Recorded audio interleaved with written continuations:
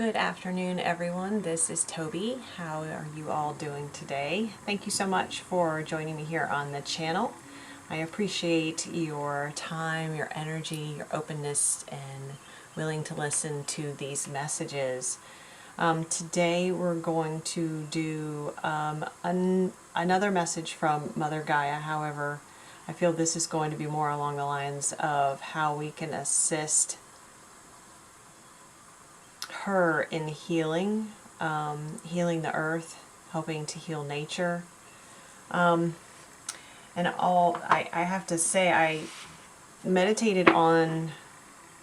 started this video this morning and meditated prior to it and received a vision of someone with, and it almost was a childlike figure with a water hose, and around them were a lot of small fires, and they were not in a haphazard or chaotic way, but in a very measured and almost strategic way. They were putting out a fire, directing the water at a particular fire, putting out that fire, then moving to the next one, then moving to the next one.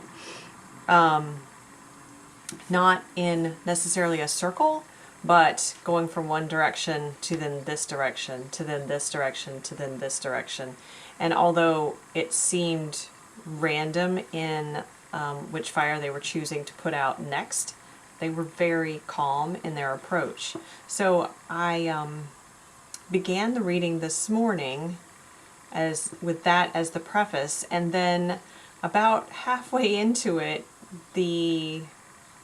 I got some more clarity into that vision, and it really altered the course, and to be honest, it kind of threw me for a loop. So I stopped recording at that point and felt I really needed to sit on this a little bit longer so that I could make sure I was understanding the message. And so, because it felt rather disjointed between the childlike figure putting out these fires, and with how measured and moderated they were in their approach, and how strategic it felt. So then the clarity I received was that the childlike figure was not putting out the fires, but they were starting the fires. And it was with a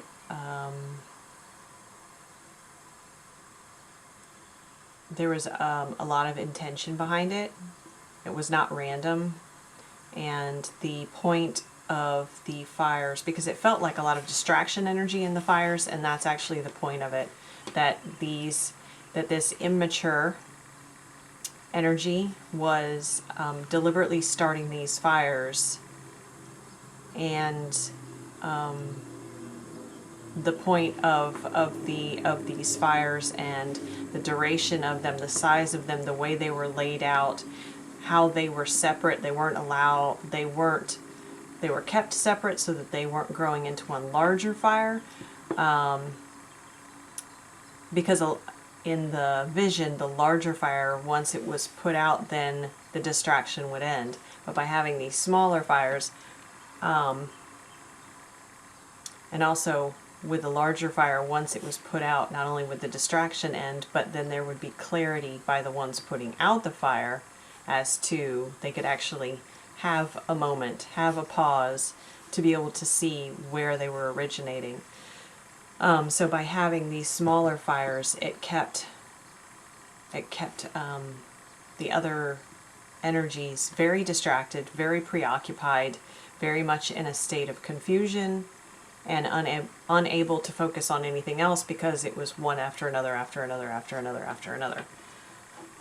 Okay, so let's see what the cards, what Mother Gaia has to share with us. So we've got a lot of fire energy to start with. Ooh, wow. Not wanting to work there.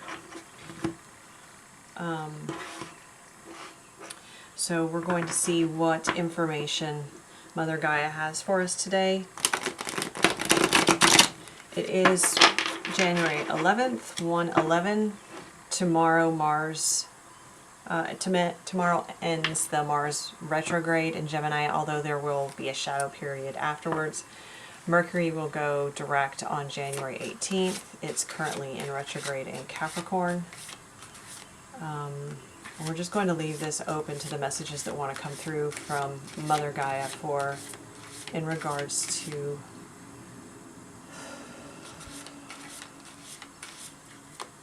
healing. Thank you, Spirit, for these messages.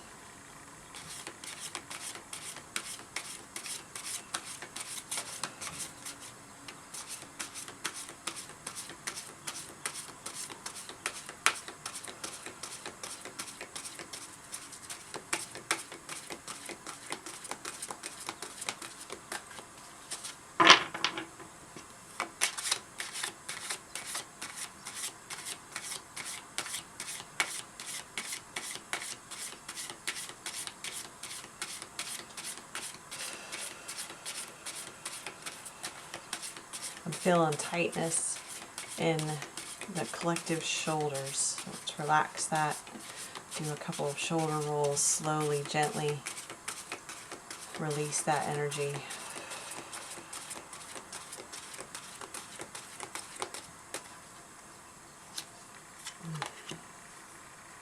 The tightness in the right hand as well. 9 of Swords. Okay, let's get some more information here.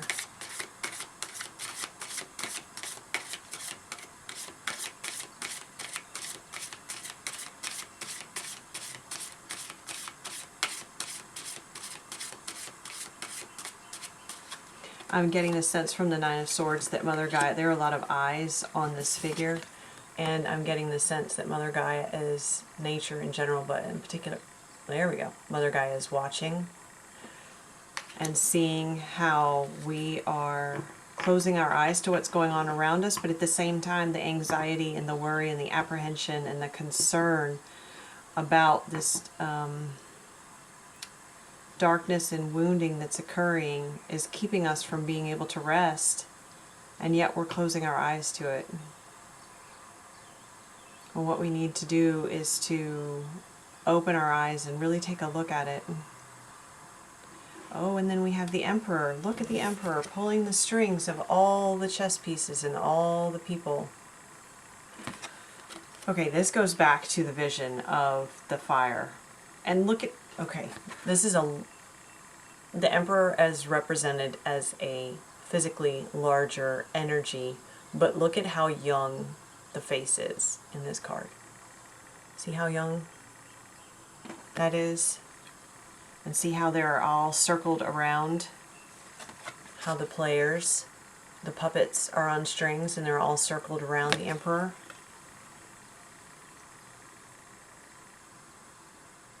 This feels very reminiscent of that vision. And these players are faceless on this card. They're refusing to open their eyes to what's actually going on. So who's pulling the strings? Who is it that's starting these fires? And why are we allowing ourselves, Mother Gaia is asking us, why are we allowing ourselves to be distracted by these fires and not see the truth of what's really going on behind this wall, within the walls, within the walls? When are we going to, as a collective, open our eyes to what is actually going on, where the harm is being caused, and what we can do to empower ourselves and cut these puppet strings?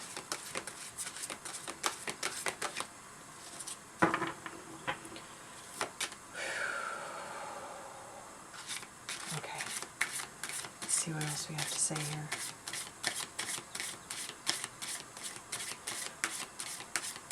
Really powerful energy coming through,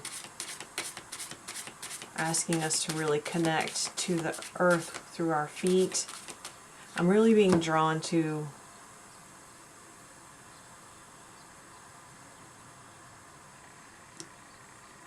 the feet of the Emperor. I'm not really sure why. I'm getting initially the importance of grounding, but there's more to it. So let's see if that doesn't come up later on.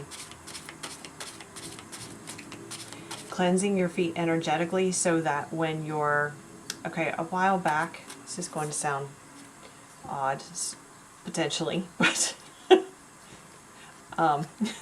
it's not unusual for me. A while back, my guides instructed me that if I was feeling a need to cleanse my energy with sage or through other means, but particularly with sage, the importance of not only cleansing the space, cleansing my body, but making sure that I'm cleansing the bottoms of my feet with the sage. And I'm getting that sense now that we need to take our shoes off, we need to take our socks off, we need to cleanse our feet and allow ourselves to really ground with Mother Gaia. And that's going to bring a lot of clarity for us. Because a lot of us think that we're grounding and we can go further. It's not that we're not, but we can go further. And when we go further into her energy, things are going to be revealed to us, things that she can see that we've closed our eyes to. Whew, okay.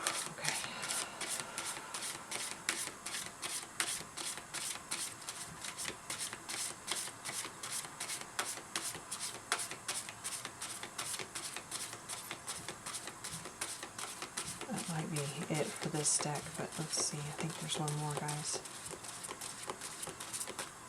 Yeah. The Nine of Pentacles. The Nine of Pentacles is someone who is, I'm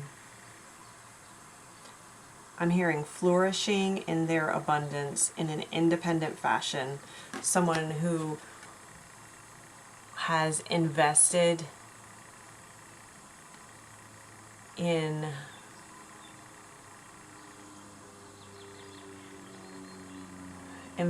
the pathways that they see bringing them growth and vitality and nourishment and prosperity.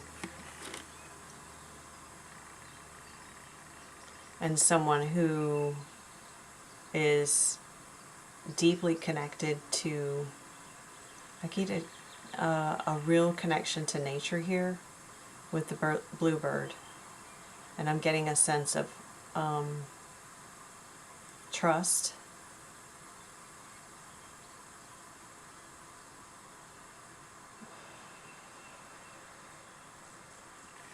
Okay. How does this tie into what we need to know for healing? Holy Spirit. Did I say honesty as well? I'm not sure if I said that, but I'm getting a sense of trust and honesty in the bluebird. Oh, this goes back to the reading from the animal kingdom and trusting in the messages we're receiving from the animal world, from the animals around us, from nature in general, but in particular in animals and in particular the birds.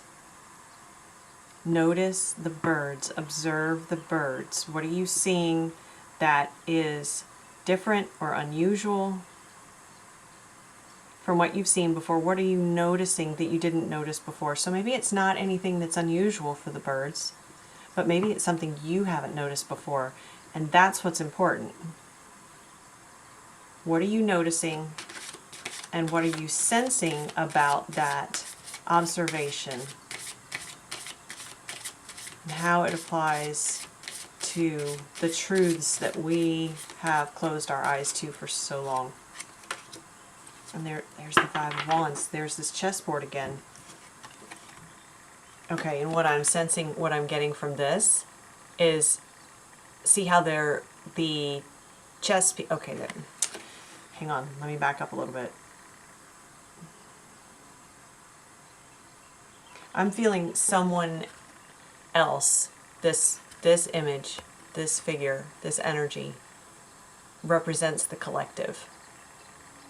She's when we're opening our eyes to the truth, when we're listening to the honesty that is available, the observations, the wisdom that's available to us through the animal world, in particular birds for right now. I feel like that's going to expand into other species particular, but for right now, the birds are really important.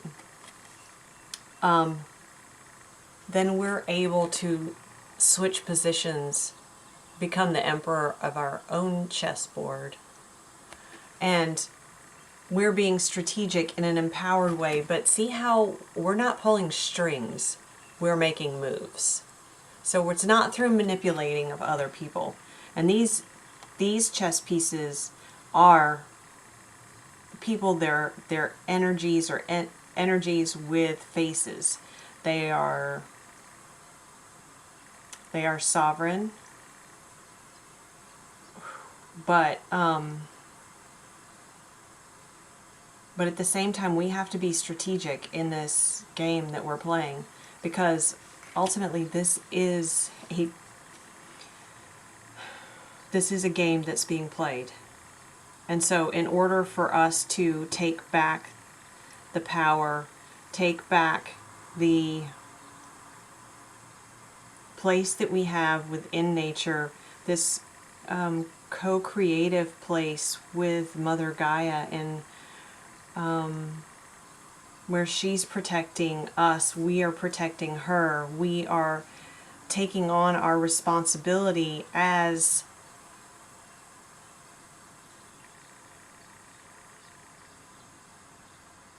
leaders and helpers and healers on this earth, and beings who are respecting our responsibility, as well as accepting a humble role in understanding the power of nature. But we're going to have to be willing to take on an empowered role and be very strategic in the moves that we make going forward.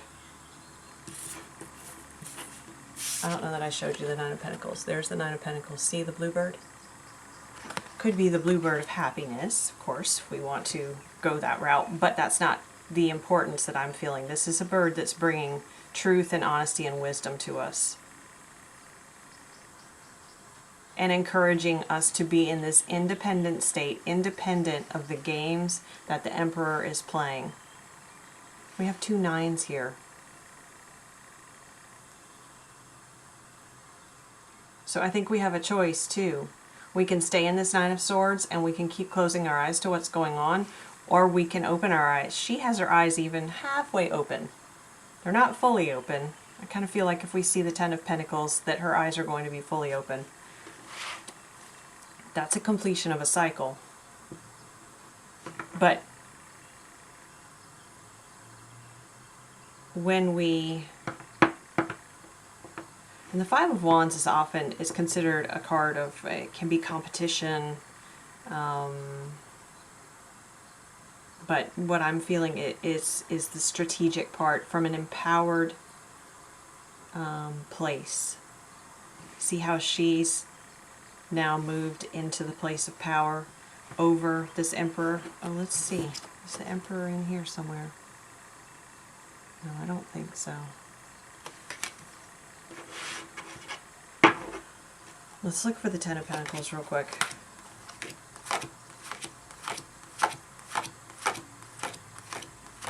I'm curious now. The King of Pentacles, the figure had her eyes open. Four of Pentacles, Ace, King. Ten of Pentacles. It's a male figure. His eyes are open. And look at him sitting atop this building. Look at that. He's outside of the walls. He's no longer playing the game. He's placed the game where it belongs. On a board, in a box. And the figures, the people are operating, and see how the figures that don't have faces are operating freely now? they're outside of the walls as well. And I feel like I'm getting a sense of wisdom and knowledge gained over lifetimes with the length of his beard. He's worked hard for that wisdom. It hasn't been easy, but it's required consistency and care and nurturing, persistence and dedication.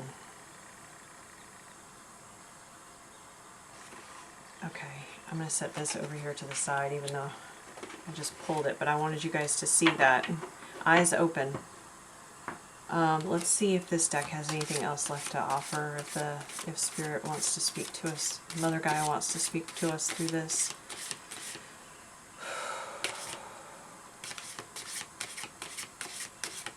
I'm feeling a lot of tightness in my chest. I know it's not, these are not going to be easy truths for us to see, but we're never going to get free of this game, be able to step into an empowered place, and be able to heal the earth if we're still staying stuck in this place of having our eyes closed and trying to avoid the truth. Okay, Mother Gaia, do we have anything else from this deck? Please.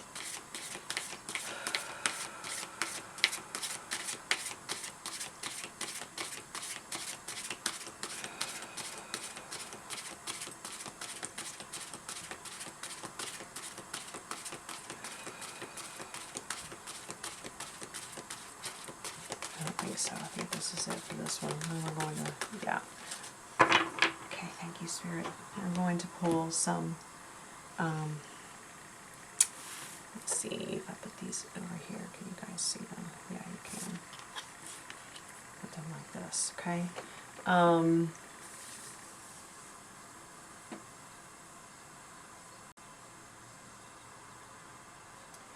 want to pull this, some from the Sacred Forest Oracle.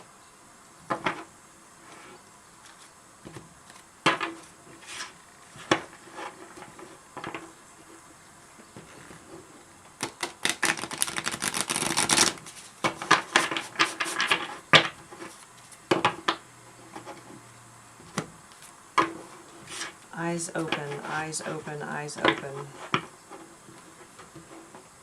The thing is, the truths are not going to come to us in, okay, this is what I'm hearing. The truths are not going to come to us in ways that we might expect. Like the truths are going to come to us from nature, but they'll also be revealed in other unusual ways. And it's going to take us kind of putting some pieces together from the puzzle to figure it out. It's not going to be laid out in front of us like these cards are. But that doesn't make it less true or less valid, important, or relevant.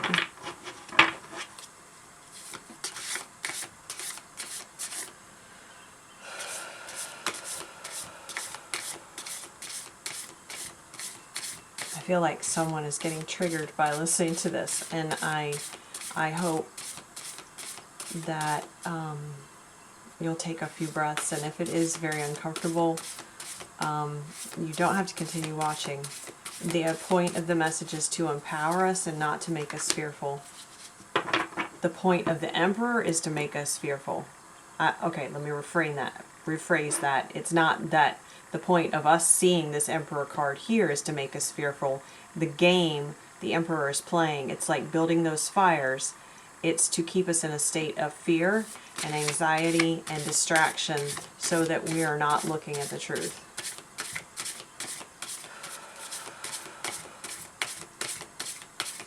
And we have card number 6, the Cosmic Womb, the Divine Feminine, and that is representative of Mother Gaia. Is it not? It's also where all things are birthed, where all creation takes place, where our intentions and energies flow in creating our reality.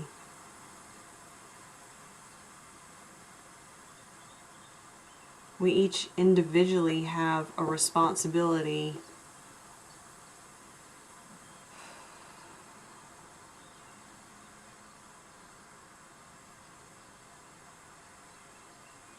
shouldn't say responsibility. We each have free will, so we can choose to take it or not take it on. However, I would say we each have the potential to step into a role in which we actively, intentionally, and with forethought, and with divine unconditional love, create our reality. And this is what's going to really lead to the creation of this new earth, this reborn earth. I'm getting the sense of a reborn, a transformation. And one in which we're recognizing the importance of the divine feminine. And I'm not talking genders, but just energy. We all have divine feminine and divine masculine energies within us. And the importance of being focused and intentional in the love we're giving and receiving, the energies that I'm hearing that we're mixing with. Being very aware and discerning of energies that we're intermingling with, and how that intermingling influences, and I'm getting the word architects. That word came up the other day in another one of the reading, but architects, it's not the correct use of the word, but creates the blueprint for our reality and what we experience. Okay, let me show this to you before I reveal the other card, number 6. I'm not very good at this, you guys. I'm sorry. There we go. Can you see it? One day I'll get this right. And still can't see it. There we go. Okay. And then we have Netcaster. Preparations come to fruition. Just what we were talking about. This is card number 42, which again is 6. And it has a very divine, angelic, feminine figure on the card. Casting nets out, preparing to cast nets out, and then preparing to receive what it is that she is reaching for, because she has prepared her net with that divine unconditional love, with the intentions that she wishes to, and the energies that she wishes to bring back to her. It's, it just is confirming what we were just talking about, preparations coming to fruition.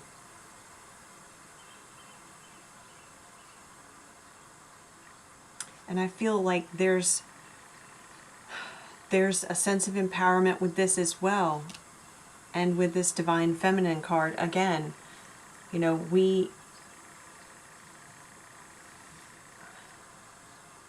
I hope that you don't feel that this is a heavy message. It's an important message, but it's one of empowerment as well, because when we choose to step into this place of being intentional and aligned and discerning with our energy and our actions and our thoughts and observant of our emotions, this is when we're in this place of being able to be strategic and being empowered. And we have the ability and the understanding to create our reality in the moment and our future realities. It's the opposite of being in a victim mindset. It's understanding that, yes, the responsibility lies with us, but the responsibility lies with us. That's the potential. That's the opportunity.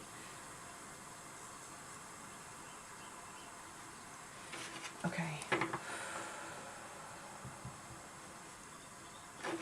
I feel like there's one more for this, and then we'll go to the Life Soul Vision Oracle. I'm getting a lot of ancestral energies,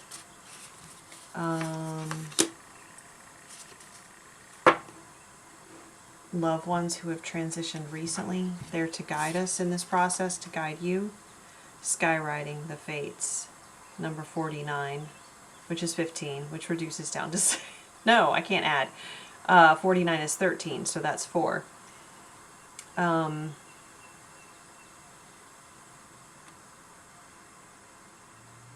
Which is the Emperor.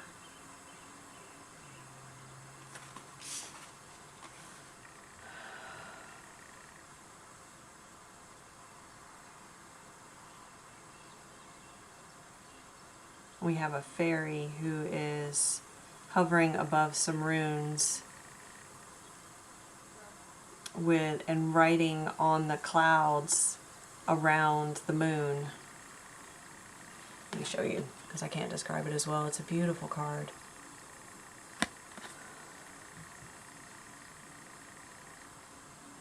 I feel like the sense I'm getting is that what's coming from the Fates is, again, the net casting, but net casting out into the stars. And we are fated.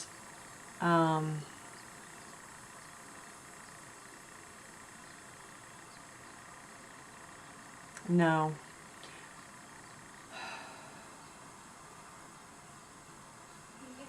There's this sense of making the choice of whether or not we're going to fulfill this potential destiny of becoming the netcaster and really aligning with our what our highest self and the highest energy and frequency available that's going to help transform the earth, or just allowing the Emperor to continue playing the game.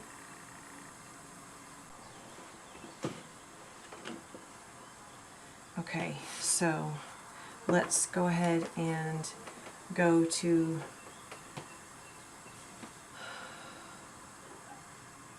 let's see. Let's get some clarity on the Fates from the Life Soul Vision Oracle. I feel like there's more to that, and I feel like this deck, as I say every time, but this deck always pulls the readings together nicely. If you are someone who likes to use oracle cards or tarot cards, or you've considered it in the past, I highly recommend this deck. It's profound and deep and insightful and very healing and full of unconditional love. The link to purchase it I'll put in the description box. Okay. So let's see. What else can you tell us about the Fates? Please, Spirit, Mother Gaia, what can you tell us? Share with us about this.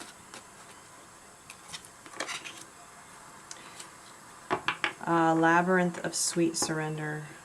It's number 27, which again goes to another 9.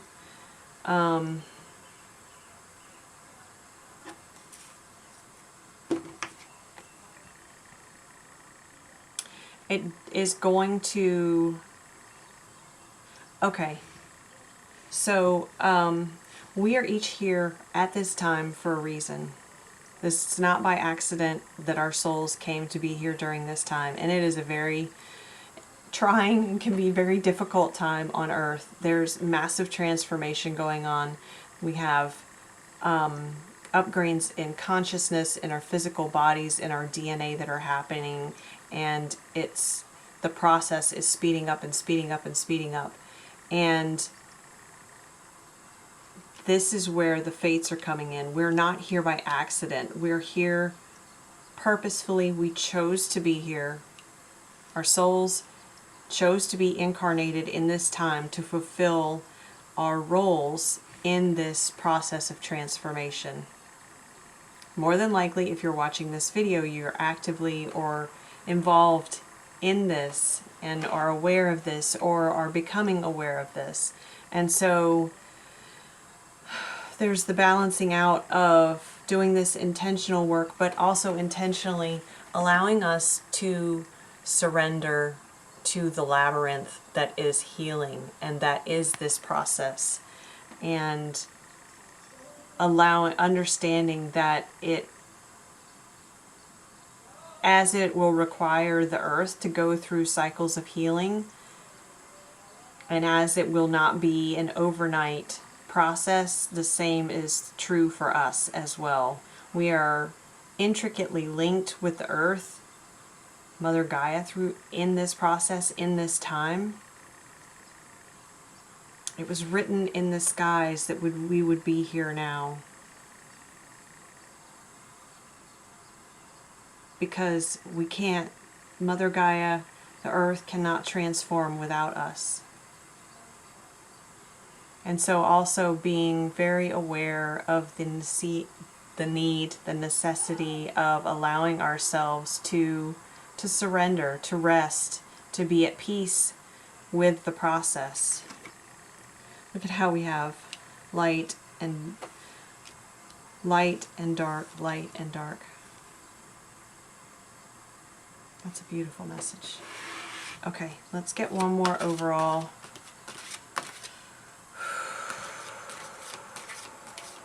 Feeling that real tightness in the heart chakra.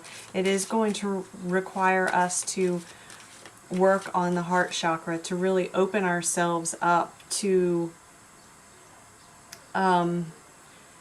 being open to work with spirit through this process, being open to being guided by spirit. I'm again thinking of the animal kingdom messages from the other day, with Crow coming through to remind us to co-create with spirit, and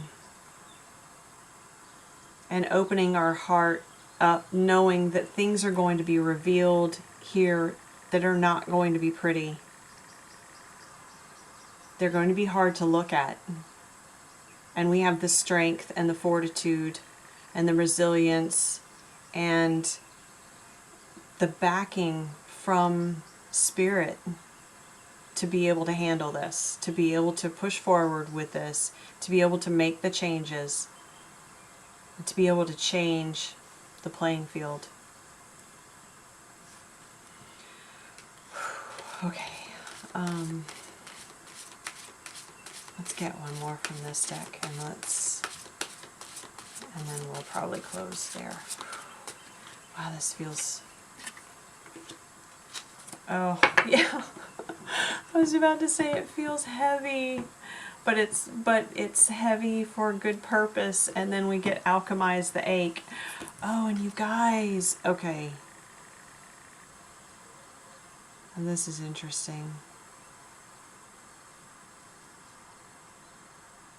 Yeah, this is about transmuting these heavy energies and recognizing first why we are experiencing those. What is our why? Our why is to end this game. Our why is to remove these strings. Our why is to operate in truth. Our why is to have our eyes open. Our why is to be able to heal Mother Gaia, to heal the collective, to create this new earth for all of us to move forward on. Okay?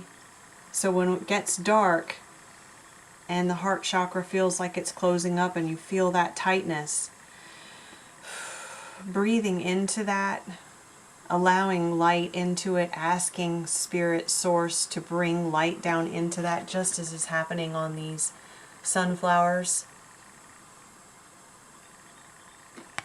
And transmuting that energy into light. And we have a 4 again. Didn't we just have a 4? We had a 4 here. And a 9. Okay, so we have 6s, we have 9s, we have 4s, and we have 1 5. 1 5. Oh, 9 minus 4 is 5. Okay, so there's something about 9:45. 9:45. Is that a healing frequency? I'm familiar with 9:63, but not 9:45. So look at, I don't know. I'll have to look at that later, but that's something to consider if you guys are interested in delving into that. But alchemizing the ache. Yeah, transmuting the ache of this process, because healing is, it's hard work. I mean, let's not sugarcoat it. It's hard work, but it doesn't mean it's less worthwhile. It makes it more worthwhile. Maybe not more, but I think you know what I'm saying.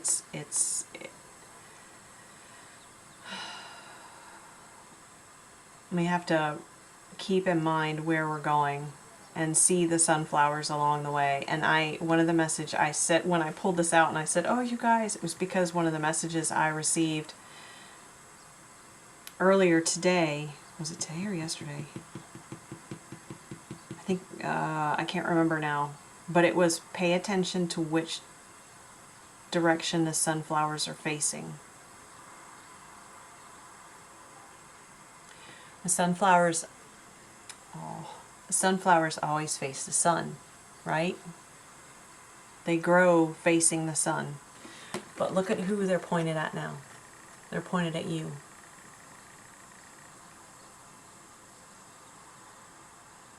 They're pointed at you.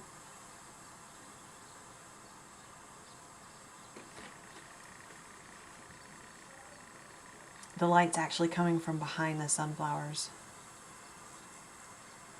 Wow, guys. Okay. We each have this ability. And as a reminder, and I think what this is pointing to with the sunflowers, literally pointing to with the sunflowers and where they're facing, is the reminder that the light of the divine shines within each one of us. And if we can remember that and use that to alchemize and transmute the ache of this process, it'll help get us through these points in time that can be painful and difficult, and help remind us of our why we're opening our eyes and why we're refusing to play the game anymore. Okay, I think I will leave it on that note. Beautiful reading from Mother Gaia. Thank you all so much for being here. Thank you for being on this path. Thank you for choosing to incarnate in this lifetime here. Be part of this collective. Do this work. It is incredibly important, and we are paving the way, a way that has not been paved before, the road less traveled. So sending you guys all my love and wishing you a wonderful day. Thank you.